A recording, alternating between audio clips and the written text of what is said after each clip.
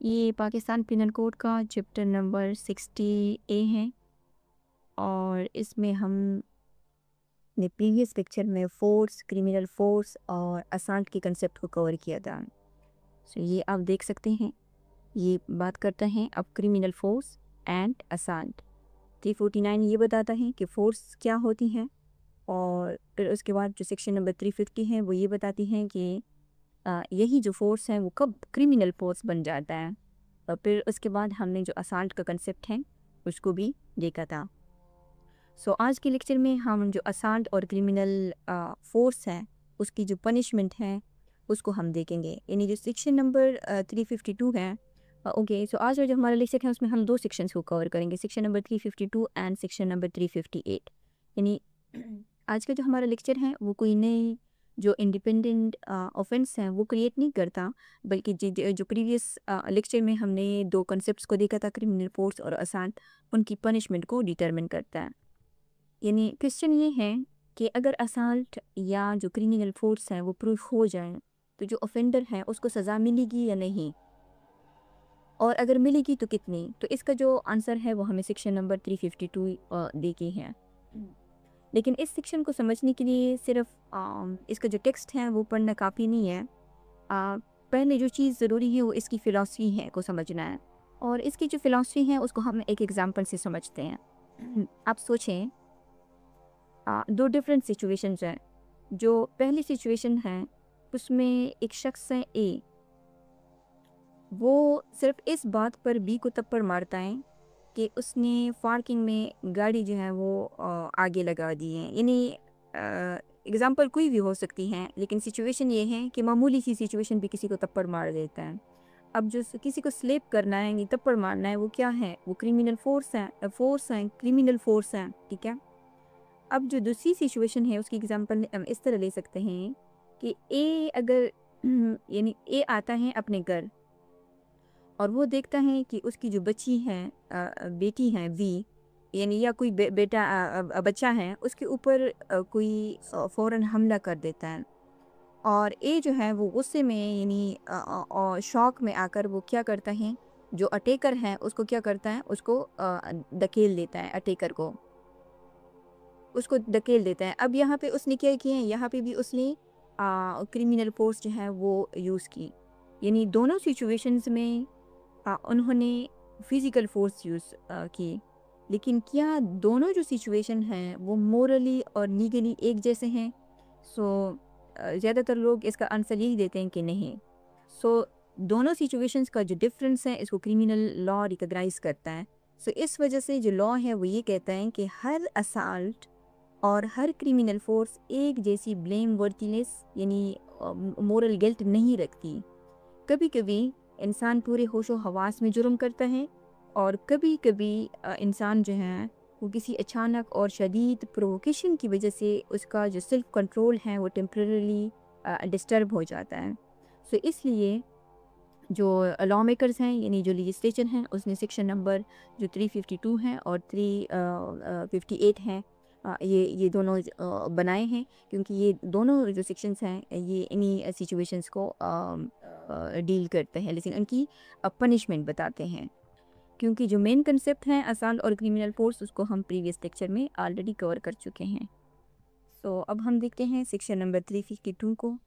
ये कहते हैं कि पनिशमेंट फॉर असॉल्ट और क्रिमिनल फोर्स अदरवाइज देन, यानी otherwise than means except on grave and grave provocation. जैसे इस जो सेकंड सिचुएशन की एग्जांपल हमने देखी, उसमें जो ए ने अटैकर के ऊपर हमला किया वो उसने सडन प्रोवोकेशन में किया। तो अगर ये अदरवाइज देन है यानी एक्सेप्ट अदरवाइज देन है तो ये कौन सी सिचुएशन हो गई, ये सिंपल वाली सिचुएशन तो गई जो फर्स्ट वाली है। तो उसकी इस सिचुएशन में अगर असाल्ट यूज़ किया जाए या क्रिमिनल फोर्स यूज़ किया जाए तो ये सेक्शन नंबर 352 है, ये इसकी पनिशमेंट बताता है। तो इसका जो टेक्स्ट है ये कहते हैं कि whoever assaults or uses criminal force to any person otherwise than on grave and sudden provocations given by that person. यानी ग्रेव एंड सडन प्रोवोकेशंस के अलावा क्योंकि यहाँ लिखा हुआ है ना otherwise than grave and sudden provocations, अगर कोई हु एवर है यानी अक्यूज्ड है वो क्या करता है, अगर वो कोई असाल्ट यूज़ करता है या क्रिमिनल फोर्स जो है यूज़ करता है, यानी पनिशमेंट के लिए ज़रूरी है कि जो सेक्शन नंबर 351 है वो कमिट हो चुका हो, यानी असाल, या जो सेक्शन नंबर 350 है उसके अकॉर्डिंग जो क्रिमिनल फोर्स है वो यूज़ हो चुकी हो। ठीक है, अगर ये दोनों यूज़ नहीं हुए तो फिर तो लाज़मी बात है सेक्शन नंबर जो 352 है उसका तो सवाल ही पैदा नहीं होता, क्योंकि ये जो सेक्शन नंबर 352 है ये पनिशमेंट की 351 और 350 की डिफाइन करता है। ठीक है, क्योंकि ये पनिशमेंट सेक्शन है, कोई इंडिपेंडेंट ऑफेंस तो नहीं है ना। ओके, तो अब यहाँ पे जो कंसेप्ट है ग्रेव एंड सडन प्रोवोकेशन का, यानी ग्रेव का मतलब ये नहीं होता कि आप छोटी सी बात पे गुस्से में आ जाएं, यानी हर गुस्सा जो है वो ग्रेव नहीं होता, ना ही हर बदतमीजी ना ही हर गाली ग्रेव हो सकती है। ग्रेव का मतलब होता है कि एक ऐसी सीरियस प्रोवोकेशन जो एक रीजनेबल इंसान का जो इमोशनल बैलेंस है उसको टेम्परली डिस्टर्ब कर ले। यानी यहाँ पे जो सब्जेक्टिव टेस्ट हैं और ऑब्जेक्टिव टेस्ट हैं वो दोनों दोनों जो है यानी लाजमी है, उनका रोल होता है।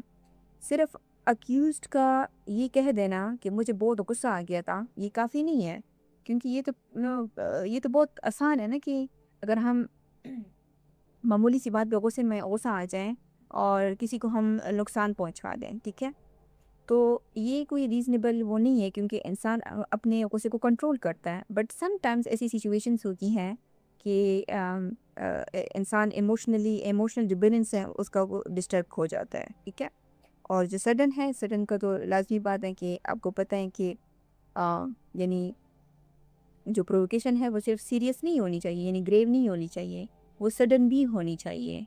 ठीक है, जैसे हमने इस सिचुएशंस में देखी, यानी उस और रिएक्शन के दरमियान इतना जो वक्त का जो लंबा वक्त है वो ना गुजरा हो कि एक्यूज को अपना गुस्सा कंट्रोल करने के लिए मौका मिल जाता है। ठीक है, अदरवाइज तो देखें जो इंसान का गुस्सा है वो फ्यू सेकंड्स में वो हो जाता है, कंट्रोल हो जाता है, लेकिन वो जो कोई एक्शन करता है उसके एक्शन में और उसके गुस्सा कंट्रोल होने में एक ये बहुत ज़्यादा लंबा डिस्टेंस ना हो, डायरेक्ट हो।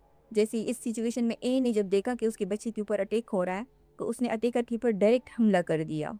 या इसकी मिसाल हम इस तरह भी ले सकते हैं, यानी ये जो सडन है, फॉर एग्जांपल एक शख्स है ए, वो क्या करता है, उसको यानी बी ने मंडे को गाड़ी दी है, और वो जाके क्या करता है कि फ्राइडे को जाके बी को थप्पड़ मार देता है।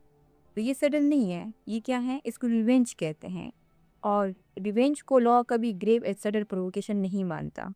सो आगे कह रहे हैं प्रोवोकेशन जो प्रोवोकेशन है यानी किसी को उकसाना, वो सिर्फ वर्ड्स के ज़रिए से नहीं हो सकती, बल्कि ये किसी एक्ट या कंडक्ट की वजह से भी हो सकता है, यानी जो फ़ौरन और शदीद इमोशनल रिएक्शन पैदा करें। लेकिन जो चीज़ याद रखनी ज़रूरी है वो ये है कि हर जो प्रोवोकेशंस हैं वो लीगली रिलेवेंट नहीं होती, और इस वजह से ये इस सेक्शन में जो एक्सप्लेनेशन दी गई है ना, इस वजह से दी गई है।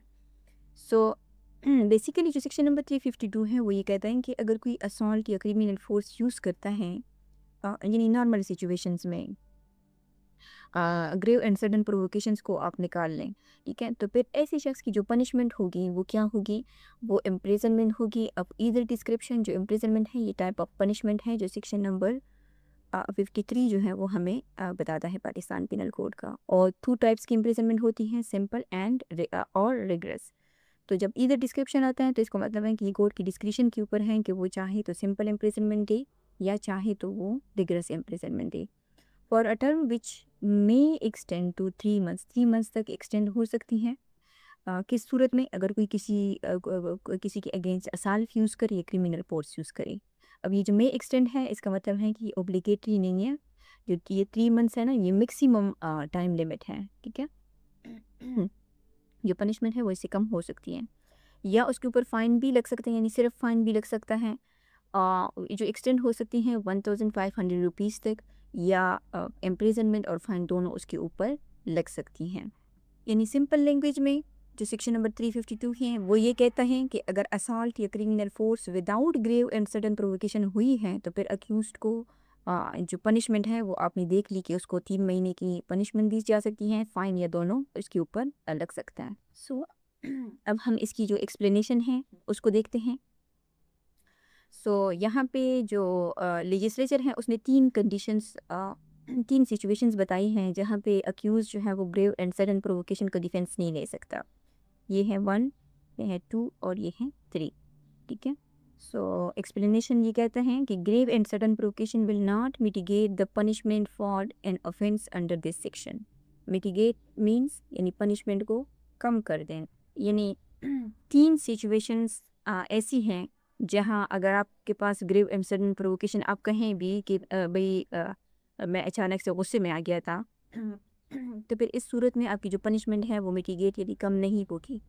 और वो जो सिचुएशन है वो क्या है, जो पहली सिचुएशन है, if the provocation is sought or voluntarily provoked by the offender is an excuse for the offence. यानी अगर जो एक्यूज्ड हैं उसने खुद झगड़ा शुरू किया, ठीक है। If the provocation is sought or voluntarily provoked by the offender, offender ने खुद जो है जो प्रोवोकेशन है वो स्टार्ट की थी, फिर सामने वाला अगर रिएक्ट कर जाता है और बाद में यही जो ऑफेंडर हैं ये कहते हैं कि भाई मुझे गुस्सा आ गया था, तो लॉ कहते हैं कि नहीं भाई, तुम अपनी ही क्रिएट की हुई प्रोवोकेशन का फ़ायदा नहीं उठा सकते। यानी ये जो सिचुएशन है इसको यानी जिस प्रिंसिपल के ऊपर ये बेस है वो ये है कि no one can benefit from his own wrong. यानी इसकी एग्जांपल हम इस तरह ले सकते हैं कि फॉर एग्जांपल एक शख्स है ए, वो क्या करता है, वो बी को गाली देता है और बी जो है यानी यहाँ पे इसने प्रोवोक किया, ठीक है, वर्ड्स के ज़रिए से उसको गाली दी। अब बी जो है वो रिएक्शन में ए को क्या करता है, फॉर एग्जांपल थप्पड़ मारता है। अभी जो ए है ये अगेन क्या करता है, बी को डंडे से मारता है। तो इस सूरत में ये ए ये नहीं कह सकता कि बी ने मुझे थप्पड़ मारा इस वजह से मैंने उसको वो किया, डंडा मारा, ठीक है। क्योंकि यहाँ पे जो प्रोवोकेशन थी वो स्टार्ट किसने की थी, यानी ए ने स्टार्ट की थी। तो इस वजह से ये जो ए है उसको बेनिफिट, उसका जो अपना रॉन्ग है उसका बेनिफिट नहीं मिलेगा।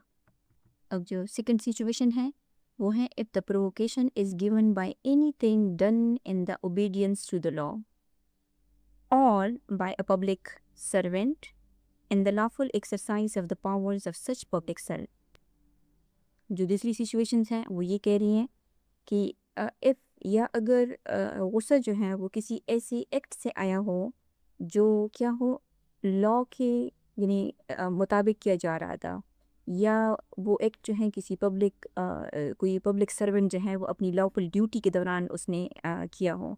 जैसे फॉर एग्जांपल अगर कोई पुलिस वाला है या जो बेलेक है, ठीक है, अ, या पुलिस वाला फॉर एग्जांपल कोर्ट का ऑर्डर लेकर किसी का जो घर है वो करने के लिए चले जाता है और जो मालिक मकान है अगर वो गुस्से में अगर पुलिस वाले पर झपट पड़े, ठीक है, तो जो घर का मालिक है वो ये नहीं कह सकता कि मुझे गुस्सा आया था, क्योंकि जो प्रोवोकेशन है या वो किस सिचुएशंस में की गई हैं कि अगर वो given by anything done in the obedience to the law, यानी अगर कोई अपनी जो लॉफुल ड्यूटी है obedience to the law show कर रहा है और आप जो है गुस्से में आकर कोई एक्ट कर दें तो फिर ये डिफेंस आप नहीं ले सकते, क्योंकि आपके खिलाफ जो एक्शन किया जा रहा था वो क्या था, वो लॉफुल था और या वो पब्लिक सर्वेंट की तरफ से था, और जो पब्लिक सर्वेंट होता है यानी उसका लॉफुल एक्शन होना ज़रूरी है, क्योंकि यहाँ लिखा हुआ है ना बाय अ पब्लिक सर्वेंट।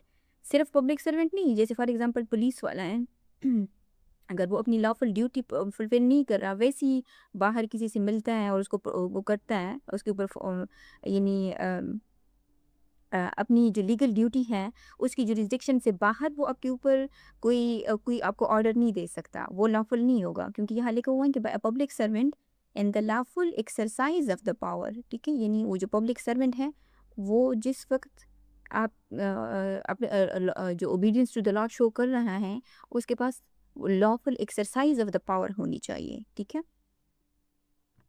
यानी इसकी मिसाल हम ये भी ले सकते हैं कि फॉर एग्जांपल जो पुलिस ऑफिसर हैं वो कौन कौन होते हैं, पब्लिक सर्वेंट होते हैं। तो अगर पुलिस जो है वो वर्दी में है, अपनी ड्यूटी के यानी ड्यूटी टाइमिंग में है, उसके पास अरेस्ट वारंट है आपको गिरफ्तार करने का, अगर वो लॉफुल अरेस्ट कर रही हैं और आप वो से पुलिस ऑफिसर को धक्का देते हैं और बाद में ये कहते हैं कि भाई मुझे प्रोवोक किया गया था क्योंकि मुझे अरेस्ट किया जा रहा था, तो यहाँ पे ये जो क्लॉज है इसमें लॉ ये कहता है कि लॉफुल एक्ट कभी लीगल प्रोवोकेशन नहीं बन सकता, ठीक है।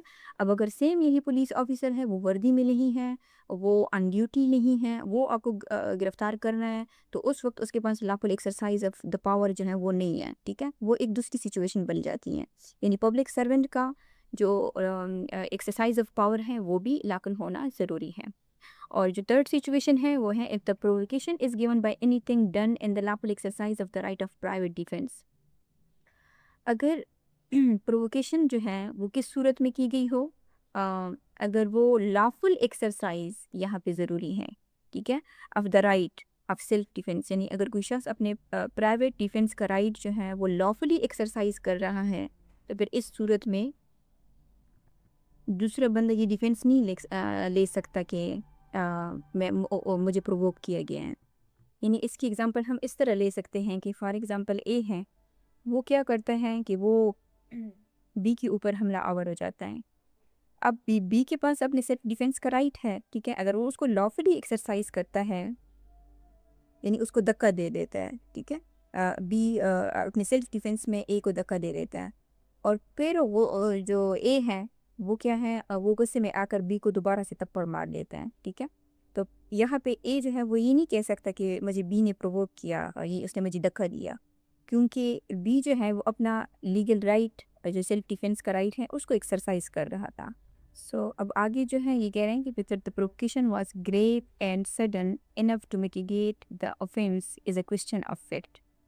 सो ये कह रहे हैं कि ये जो डिसीजन है, ये जो फैसला है कि जो प्रोवोकेशन है वो वाकई इतनी शदीद और सडन थी या नहीं, ये कोई मैथमेटिकल फार्मूला नहीं है, बल्कि ये क्या है, जो केस है, जो जो कोर्ट है, अदालत है, वो हर हर एक जो केस है उसके जो क्वेश्चन ऑफ फैक्ट हैं, यानी उसके जो हालात वाक़यात हैं, सरकमस्टांसिस हैं, उन सारी चीज़ों को देख कर जो है ये यानी एनालिसिस करेगी, रिजल्ट निकालेगी कि क्या जो सिचुएशन थी वो वाकई सडन ग्रेव एंड सडन थी या नहीं। यानी कोर्ट एविडेंस को देख सकती है, विटनेसेस को देखेगी, सरकमस्टांसिस को देखेगी, और रिएक्शन का जो टाइम है उसको देखेगी, ठीक है। उसके बाद वो डिसाइड करेगी कि प्रोवोकेशन वाकई इतनी सीरियस है, सडन की या नहीं। सो इस सेक्शन में हमने ये देखा कि अगर नॉर्मल सिचुएशंस हैं, उसमें अगर कोई किसी को असांट या क्रिमिनल फोर्स उसके अगेंस्ट यूज़ करता है, ठीक है, जिसमें सडन प्रोवोकेशन ना हो, तो उसकी जो पनिशमेंट होगी वो 3 मंथ्स होगी, फ़ाइन भी हो सकते हैं या दोनों भी हो सकते हैं। अब ये सेक्शन हमें जो 352 है ये एक जनरल रूल बताता है, ठीक है, और एक्सप्लेनेशन में ये हमें कुछ कंडीशंस बताता है कि इन सिचुएशंस में जो ग्रेव एंड सडन प्रोवोकेशंस का डिफेंस है वो कोई नहीं ले सकता, ठीक है। और वो आपने देखी है कि अगर कोई किसी को प्रोवोक कर दे और फिर खुद से कहे कि भाई मुझे आगे से प्रोवोक किया गया है, ये डिफेंस नहीं है। या अगर आपके अगेंस्ट कोई लॉफुल जो पब्लिक सर्वेंट हैं या ओबीडियंस टू लॉ में कोई एक्शन किया जा रहा है और आप आगे से रिएक्शन देते हैं, तो आप ये नहीं कह सकते कि भाई मुझे प्रोवोक किया गया। या जो थर्ड है, अगर कोई अपना सेल्फ डिफेंस का राइट एक्सरसाइज करता है, तो उस सूरत में भी आप ग्रेव एंड सडन प्रोवोकेशन का डिफेंस नहीं ले सकते, ठीक है। सो जो सेक्शन नंबर 352 है ये एक जनरल रूल है, ये विदाउट यानी otherwise than grave and sudden provocation की बात करता है। अब जो इससे रिलेवेंट है, जो हमने सेक्शन नंबर 352 इस लेक्चर में देखना है, वो यानी जो सेक्शन नंबर 352 है वो मिटिगेटिंग एक्सेप्शन है based on grave and sudden provocation. तो अब हम देखते हैं सेक्शन नंबर जो 358 है, ये यानी 352 और 358 को हमने एक साथ पढ़ना है, तभी हमें समझ आएगी, इनको हम अलग नहीं कर सकते समझने के लिए। सो ये कहते हैं असॉल्ट और criminal force on grave provocation.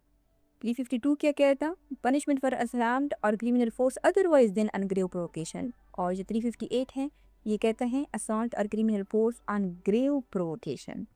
यानी जो सेक्शन नंबर 352 हमने देखा, जो 358 है ये उसका मिरर इमेज है। अगर 352 जनरल रूल है, तो जो सेक्शन नंबर 358 है ये उस रूल का मिटिगेटेड एक्सेप्शन है। सो जो प्रीवियस सेक्शन था उसमें हमने ये देखा कि अगर कोई शख्स जो है वो असाल्ट या जो क्रिमिनल फोर्स हैं वो यूज़ करता है और उसके पास कोई लीगली रिकॉग्नाइज प्रोवोकेशन नहीं होती, तो सेक्शन नंबर 352 अप्लाई होती हैं। लेकिन क्रिमिनल लॉ सिर्फ एक्ट को नहीं देखता, बल्कि उस वक्त इंसान की जो साइकोलॉजिकल स्टेट होती हैं, यानी जो जो जो इंसान के जहन की कैफियत होती हैं, उसको भी देखता है। इसलिए जो लेजिस्लेचर हैं, जो लॉ मेकर्स हैं, उन्होंने 358 को भी बनाया। और ये जो सेक्शन है, ये ऑफेंस को माफ़ नहीं करता। आपने ये नहीं समझना कि अगर कोई ऑफेंस जो है वो ग्रेव एंड सडन प्रोवोकेशन में शदीद गुस्से में कर दिया जाए, तो जो सज़ा है वो माफ़ हो जाती है। ऐसा हरगिज़ नहीं है। ये जो सेक्शन है, यानी अगर कोई इस सेक्शन के अंडर या पीपीसी में किसी भी सेक्शन के अंडर जहाँ पे आपको ये टर्म्स नज़र आए, ग्रेव एंड सडन प्रोवोकेशन के, तो वहाँ पे ऑफेंडर की, यानी जो लॉ है वो ऑफेंडर की जो मोरल ब्लेम वर्थीनेस है ना, उसको कम समझकर उसकी जो पनिशमेंट है वो रिड्यूस कर देती है। और उसकी एक बुनियादी वजह ये है, आप सबको पता है कि जो क्रिमिनल लॉ बेस करता है वो किसके ऊपर करता है, एक्सिया प्लस मिन्जरिया के ऊपर बेस करता है। और जो ये ग्रेव एंड सडन प्रोवोकेशन का जो कंसेप्ट है, इसमें यानी जो पनिशमेंट है उसको मिटिगेट यानी कम क्यों किया जाता है, क्योंकि देखें जो एक जो लॉ है ना वो डिफरेंस क्रिएट करता है जो ऑफेंडर्स होते हैं उनका जो माइंड है। यानी फॉर एग्जांपल एक शख्स है, एक ऑफेंडर है, वो महीनों से किसी ऑफेंस का प्लान बना रहा है, तो यहाँ पे उसका जो मेंस है वो क्लियर है। फिर बाद में वो फॉर एग्जांपल किसी के ऊपर असाल्ट या क्रिमिनल फोर्स यूज़ करता है। अब इसमें इंटेंशन भी शामिल है। अब एक दूसरा ऑफेंडर है, वो क्या करता है कि वो भी सेम वही असाल्ट या क्रिमिनल फोर्स यूज़ करता है, लेकिन उसका कोई इंटेंशन नहीं होता। जो सिचुएशंस होती हैं वो सडन एंड ग्रेव होती है, ठीक है। तो इस वजह से जो लॉ है वो डिफरेंस क्रिएट करता है दोनों ऑफेंडर्स में, कि एक का जो मेंटल स्टेट है, यानी वो पहले से प्लानिंग कर रहा है, उसका इंटेंशन है, और दूसरे का कोई इंटेंशन नहीं है। तो इस वजह से जो लॉ है उसको माफ़ नहीं करता कि आपने कोई ऑफेंस किया है तो ग्रेव एंड सडन प्रोवोकेशन में किया है तो चलो इसको माफ़ करो, नहीं। बल्कि ये जो ऑफेंडर है उस उसके कंपैरिजन में उसको यानी कंपैरिजन ड्रॉ करके लॉ ये देखते हैं कि इस सिचुएशन में इसका इंटेंशन तो नहीं था, ठीक है। तो इस वजह से इसको पनिशमेंट मिलती है, लेकिन तो सी कम मिलती है। सो अब सेक्शन नंबर 358 का जो टेक्स्ट है उसको देखते हैं। ये कहते हैं कि whoever assaults or uses criminal force, यानी जो सेक्शन नंबर 361 है और जो सेक्शन नंबर 350 है। अगर कोई असॉल्ट या क्रिमिनल फोर्स यूज़ करता है कि any person on grave and sudden provocation, यानी ग्रेव एंड सडन प्रोवोकेशन की सूरत में अगर यानी वाकई में ये चीज़ मौजूद हो और वो असॉल्ट या क्रिमिनल फोर्स यूज़ करें, given by that person shall be punish with the simple imprisonment for a term which may extend to 1 month or with fine or which may extend to 600 rupees or with bond। अब आप देख सकते हैं कि 352 में भी same यही assault और क्रिमिनल फोर्स यूज़ हुआ था, ठीक है। उसमें भी पनिशमेंट थी, यहाँ भी असाल्ट और क्रिमिनल फोर्स यूज़ हुआ है, यहाँ भी पनिशमेंट है। लेकिन जो पनिशमेंट है या जो सिचुएशंस है, इसमें ग्रेव एंड सडन प्रोवोकेशन है। अ, और अगर ग्रेव एंड सडन प्रोवोकेशन की वजह से कोई असाल्ट या क्रिमिनल फोर्स यूज़ करे तो उसको भी सज़ा मिलेगी, लेकिन उसको कौन सी सज़ा मिलेगी? सिंपल इम्प्रिजनमेंट की सज़ा मिलेगी। जो 352 है उसमें हमने देखा ईदर डिस्क्रिप्शन, यानी कोर्ट के डिस्क्रिप्शन के ऊपर है, तो वो सिंपल दे या रिग्रेस दे। लेकिन 358 में सिंपल इम्प्रिजनमेंट मिलेगी, ठीक है। ये हाल लिखा हुआ है शिल बी, तो ये ऑब्लिगेटरी पनिशमेंट है जो एक्सटेंड हो सकती है 1 मंथ तक, और 352 में ये 3 मंथ तक थी, ठीक है, एक्सटेंड हो सकती है, यानी मैक्सिमम पनिशमेंट। और यहाँ जो मैक्सिमम पनिशमेंट है वो 1 मंथ है, यानी 1 मंथ से कम भी हो सकती हैं, या फाइन भी उसके ऊपर लग सकता है 600 रुपीज़, यानी फ़ाइन भी थोड़ा सा कम है एज़ कम्पेयर टू 352, या दोनों पनिशमेंट उसको दी जा सकती हैं, ठीक है।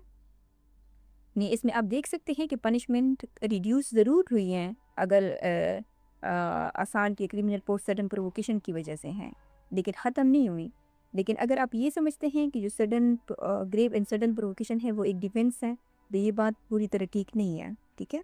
क्योंकि आप देख रहे हैं कि 352 में जो ऑफेंडर है वो एक्विट नहीं होता, वो फिर भी गिल्टी रहता है, सिर्फ उसकी जो पनिशमेंट है वो कम हो जाती है। यानी इस सेक्शन का जो पर्पस है वो जस्टिफिकेशन नहीं है, बल्कि मिटिगेशन है। अब इसकी जो एक्सप्लेनेशन है ये कहता है कि द लास्ट सेक्शन, कौन सा लास्ट सेक्शन? 358 है। तो ये कहते हैं कि the last section is subject to the same explanation is section number 352। देखें, ये एक्सप्लेनेशन है, ठीक है। यहाँ भी एक्सप्लेनेशन की बात हो रही है, सेम एक्सप्लेनेशन की जो 352 में हमने जो 3 कंडीशंस पढ़ी थी, ये 352 ओके, ये 352 की एक्सप्लेनेशन है। इसमें 3 कंडीशंस बताई गई हैं, ठीक है, कि इन सूरत हाल में आप जो से ग्रेव एंड सडन प्रोवोकेशन है वो क्लेम नहीं कर सकते, ठीक है। तो लेजिस्लेचर ने यहाँ पे एक्सप्लेनेशन जो है वो दोबारा रिपीट नहीं की, और बल्कि उसने क्या किया है, सिर्फ रेफरेंस दिया है 352 का। यानी इसका मतलब ये है कि जो सेक्शन नंबर 352 की तमाम जो लिमिटेशन है वो सेक्शन नंबर 358 के ऊपर भी अप्लाई होंगे, ठीक है। यानी अक्यूज़ बेनिफिट नहीं ले सकता इस सूरत में कि उसने खुद प्रोवोकेशन क्रिएट की हो, ठीक है, या प्रोवोकेशन लॉफुल एक्ट की वजह से हुई हो, या public servant lawful duty perform कर रहा था और किसी ने रिएक्शन दिया, या प्राइवेट डिफेंस एक्सरसाइज की जा रही थी, ठीक है। यानी सेक्शन नंबर 352 की तरह यहाँ भी ये डिटर्मिनेशन क्वेश्चन ऑफ फैक्ट के ऊपर बेस्ड है। सो क्योंकि एक्सप्लेनेशन में हमने देखा था ना कि क्वेश्चन ऑफ फैक्ट को देखा जाएगा, तो कोर्ट जो है वो हर केस में ये देखेगी कि प्रोवोकेशन किस किस्म की थी, कितनी सीरियस थी, और जो रिएक्शन है वो कितनी देर में हुआ, क्या अक्यूज़्ड को अपना गुस्सा कंट्रोल करने के लिए वक्त मिल गया था, या क्या जो रिएक्शन है वो प्रोपोर्शनेट था। सो ये सारी चीज़ें देखी जाएंगी, और इसलिए अगर दो मिलते जुलते केसेस भी हैं ना, तो उसका भी जो रिज़ल्ट है वो एविडेंस की बुनियाद पर बिल्कुल मुख्तलिफ हो सकता है। क्योंकि यहाँ पे जो इम्पोर्टेंट चीज़ है वो क्या है, जो क्वेश्चन ऑफ फैक्ट है वो है, और वो क्या हो सकते हैं, वो केस टू केस वेरी कर सकते हैं। सो ये आज का हमारा लेक्चर था जिसमें हमने 2 सेक्शंस को कवर किया, सेक्शन नंबर 352 और 358। अगर आप 352 को समझ चुके हैं तो 358 को समझना इंतहाई आसान है। सो आई होप कि आपको वीडियो पसंद आई होगी। अगर आपने कुछ में सीखा है तो आप वीडियो को लाइक करें, इसको शेयर भी करें, और चैनल को सब्सक्राइब भी करें। अगर आपका कोई क्वेश्चन है तो आप कमेंट में पूछ सकते हैं, या अगर आपकी इन वीडियोज़ के लिए मज़ीद इम्प्रूवमेंट के हवाले से कोई सजेशंस हैं तो आप वो भी हमें दे सकते हैं। Thank you.